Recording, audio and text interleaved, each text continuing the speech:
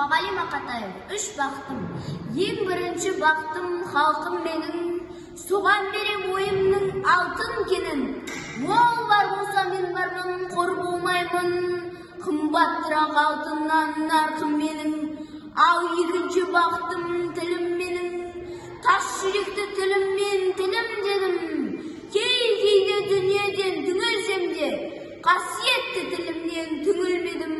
Бақытым бар үшінші отан деген, Құдай деген кім десе отан дерем. Оты сөнген жалғанда жан басын ба, ойланбай-ақ келдағы отау мені. Түтін түтет өз өрбі көгере бер, немерелер көбейсін шөберелер. Жадыңда ұста жақсы күтпегейсін, от емес оқ сұрасам менен егер. 3 бірдей бақытым бар алақанда, мені бұндай бақытты жаратар ма? 3 күн нұрын төгеді аспанымнан, Атырау, Алтай, арқа, ала